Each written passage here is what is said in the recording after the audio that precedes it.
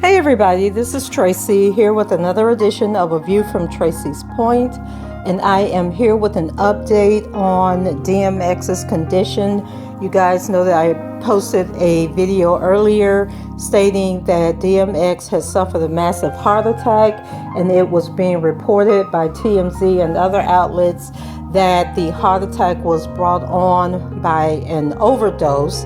Well, DMX's attorney has, come forward and issued a statement. He was interviewed by several local news stations, and so he says that the Grammy-nominated rapper DMX was taken off life support Saturday and was breathing on his own following a heart attack. DMX, whose real name is Earl Simmons, was at his home around 11 p.m. last night, Friday, April 2nd, when he suffered the heart attack. His longtime lawyer, Murray Richmond, said he was immediately hospitalized in grave condition. Medical personnel at the critical care unit at White Plains, New York Hospital began working on Simmons immediately and had to resuscitate him. And this is according to his attorney, Murray Richmond. And he says he was on life support. He's been taken off of life support. He's breathing on his own, but there is still little brain activity. And he reaffirms that he did not know what caused the heart attack.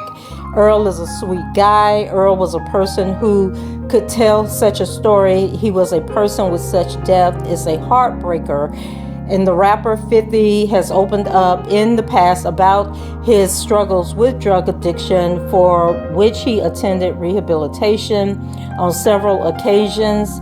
In an interview last year on rapper Talib Kweli's People Party show, DMX said his drug abuse started at age 14 when his then mentor gave him a blunt laced with crack. And you guys know I shared that story in my previous interview, where he described, being betrayed by this person as they were celebrating a birthday, and that, it was like the worst thing that could have happened to him, especially coming from someone who he looked up to, was a mentor, and that he considered to be a brother.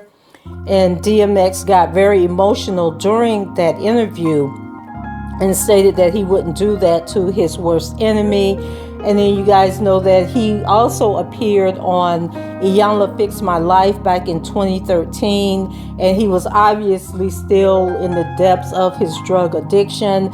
And he was very belligerent and nasty to Iyanla, leading Iyanla to say that he could never contact her again, speak to her again. But then he went through drug rehab in 2019, I believe it was. And he reached out to Iyanla, or it may have been 2018. At some point, he reached out to Iyanla and said that he wanted a do-over, and he was apologetic for the way that he had treated her. But I'm not sure if that ever took place. I don't recall ever seeing that episode of Iyanla where he came back for a second time. It might have been on one of her follow-up shows that she does. But in any event, DMX, it doesn't appear that he is doing well. The attorney, for some reason, is speaking, about him in past tense, saying that he was this, he was that.